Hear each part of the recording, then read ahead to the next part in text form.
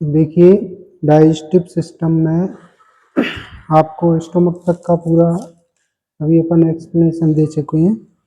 Stomach के secretion भी इसमें बताए थे मैंने।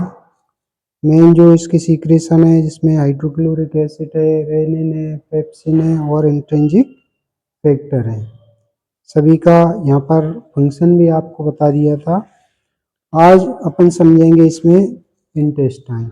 ये देखिए, ये दोनों स्मॉल इंटेस्टाइन और ये लार्ज इंटेस्टाइन, ये पूरी पीछे से आप देख पा रहे हैं, ये लार्ज इंटेस्टाइन है और आगे ये स्मॉल इंटेस्टाइन, ये बीच में इसके रहती है इस तरह से। देखिए, ये स्टमक का ये जो पार्ट है, लोअर पार्ट पाइलोरस चीज से जुड़ा होता है।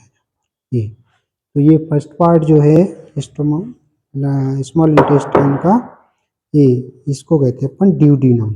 ये 25 सेंटीमीटर लंबा ये पार्ट है, सी शेप्ड पार्ट रहता है और ये ऊपर की तरफ स्टमक से जुड़ा हुआ है और नीचे ये जेजुनम से जुड़ जाएगा। यहाँ पर ये जेजुनम और इलियम है दोनों, ये इससे यहाँ पर आकर के जुड़ जाता है। लेंथ की अगर अपन बात करें तो ये 25 सेंटीमीटर लॉन्ग होगा। इसमें दो पार्ट हैं, बीच तक यहाँ तक रहती है जेजुनम, उसके बाद रहती है ये इलियम।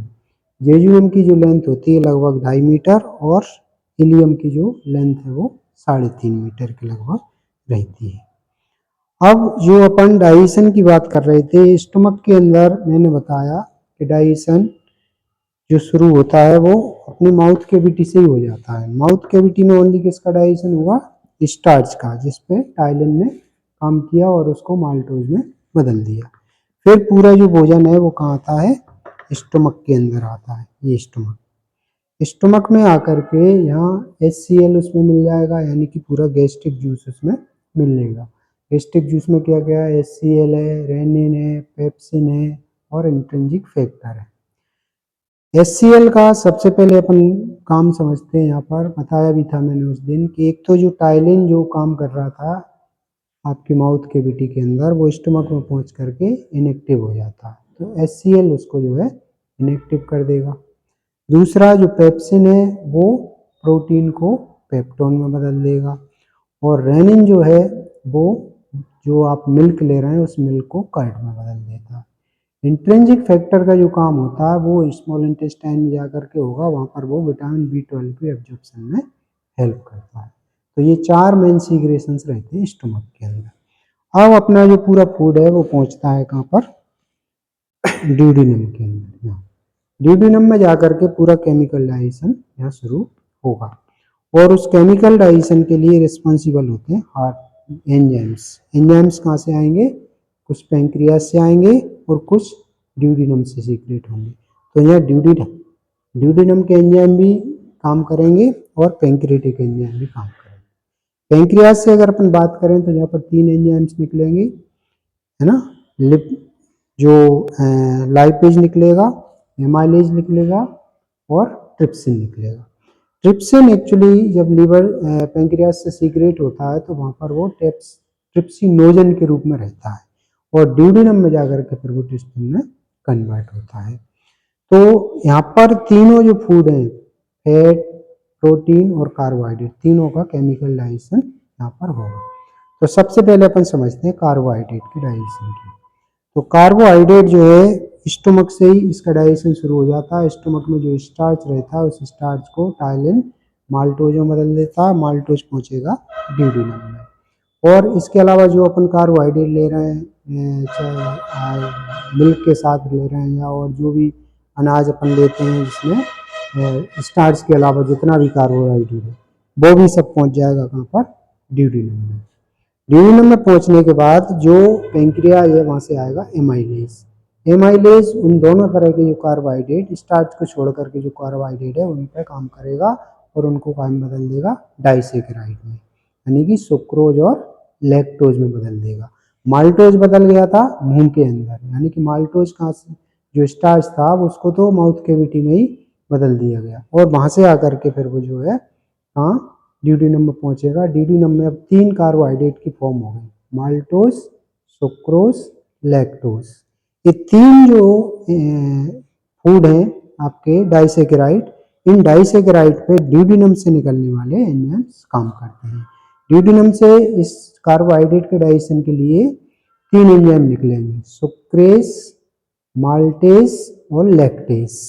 लैक्टेज जो है वो लैक्टोज पर काम करेगा, सुक्रेस सुक्रोज पर काम करेगा और माल्टेज माल्टोज पर काम करेगा, और उनको क्या में सिंपल शुगर में वो कन्वर्ट कर देंगे। दूसरा जो डाइजेशन होता है प्रोटीन का डाइजेशन स्टोमक से शुरू होता है। अभी मैंने बताया था कि जो पेप्सिन है वो प्रोटीन के डाइजेशन के लिए रिस्पॉन्सिबल है, यानी कि वो प्रोटीन को पेप्टोन में बदल देगा। अब पेप्टोन आ गया ड्यूडिनम के अंदर, ड्यूडिनम में आकर के फिर पेप्टोन का डाइजेशन होगा। पेप्टोन पर कौन काम करेगा? पेंक्रियास से आने वाला ट्रिप्सिन। अब ट्रिप्सिन तो नहीं आया, वहां से क्या आया? ट्रिप्सिनोजन। ट्रिप्सिनोजन जब ड्यूडिनम में आता है तो उस पर फिर एक और दूसरा एंजाइम उसको दूसरे फॉर्म में बदल देता है, वो एंजाइम है एंटेरोकाइनेज। एंटेरोकाइनेज कहाँ से निकलेगा? ड्यूडिनम से निकलेगा। ड्यूडिनम से एंटेरोकाइनेज जो निकल रहा है वो ट्रिप्सिनोजन को ट्रिप्सिन में कन्वर्ट कर देगा, और ट्रिप्सिन फिर जो पेप्सिन ने प्रोटीन को जो पेप्टोन में बदल दे दिया, उस पेप्टोन को पेप्टाइड में बदल देगा, है ना। और उस पेप्टाइड पर फिर एक और एंजाइम काम करेगा, इरिप्सिन। इरिप्सिन कहाँ से निकलेगा? इरिप्सिन निकलता है ड्यूडिनम से। तो ड्यूडिनम से जो इरिप्सिन निकलेगा उस पॉलीपेप्टाइड को वो अमीनो एसिड में कन्वर्ट कर देगा। तो ये प्रोटीन का डाइजेशन कंप्लीट हो गया। कार्बोहाइड्रेट का डाइजेशन समझ में आ गया। कार्बोहाइड्रेट के 3 फॉर्म आए थे यहाँ पर, माल्टोज और सुक्रोज और लैक्टोज। तीनों पे 3 एंजाइम ने काम कर दिया, माल्टेज, लैक्टेज, सुक्रेज ने। और प्रोटीन जो पेप्टोन के रूप में आया था, ट्रिप्सिन ने उसको पेप्टाइड में बदल दिया, और पेप्टाइड को अमीनो एसिड में इरिप्सिन ने बदल दिया, जो कि ड्यूडिनम का एंजाइम है। ठीक है। अब बचा आपका फैट। फैट का डाइजेशन भी नहीं होगा। फैट का डाइजेशन भी डायरेक्ट नहीं होता, यानी कि जो लाइपेज निकलेगा पेंक्रियाज से वो डायरेक्ट उसको डाइजेस्ट नहीं कर सकता। उससे पहले उसको छोटे छोटे कणों में तोड़ना पड़ता है, यानी कि उसका इमल्सिफिकेशन करना पड़ता है, पाइसीकरण उसका करना पड़ता है। तो पाइसीकरण कौन करेगा? देखिए ये पेंक्रियाज है, पेंक्रियाज की जो पेंक्रियाटिक डक्ट ड्यूडिनम में खुलती है उसी जगह पर बाइल डक्ट भी खुलती है, और बाइल डक्ट कहाँ से आ रही है? गॉल ब्लैडर से। और गॉल ब्लैडर में क्या भरा हुआ? बाइल। लेकिन वहां पर बाइल कहाँ से आया? लीवर से।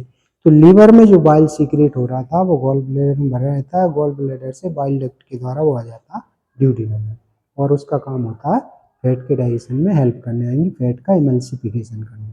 तो पहला फैट का बाइल द्वारा इमल्सिफिकेशन होगा, और उसके बाद फिर उसका डाइजेशन होगा लाइपेज के द्वारा। लाइपेज फैट को क्या में बदल देगा? फैटी एसिड एंड ग्लिसरॉल में बदल देगा।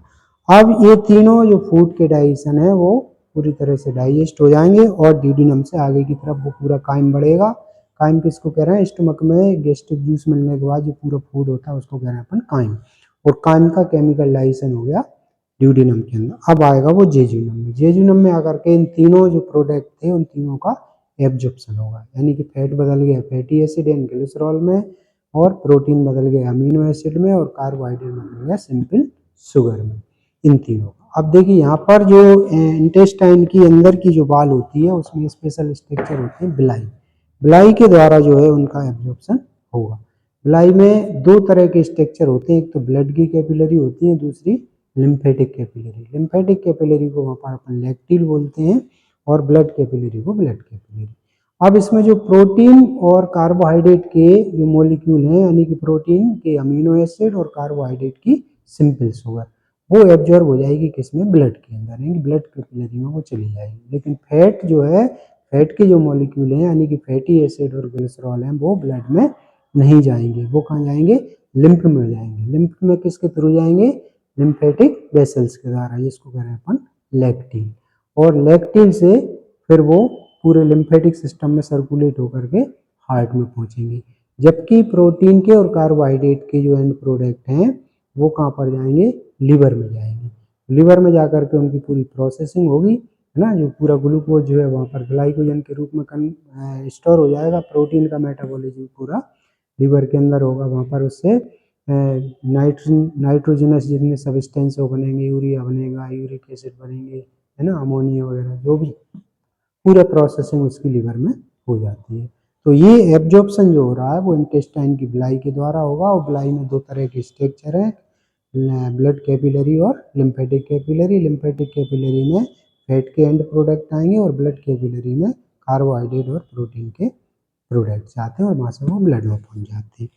अब इसमें जो काइन है वो आगे की तरफ बढ़ेगा, यानी कि विलियम में जाएगा, और विलियम में जितना भी इसके अंदर वाटर होगा उस वाटर का एब्जॉर्प्शन हो जाएगा और फीकल मटेरियल बनता है। फीकल मटेरियल कहाँ पहुँचेगा, फिर देखिए लार्ज इंटेस्टाइन में।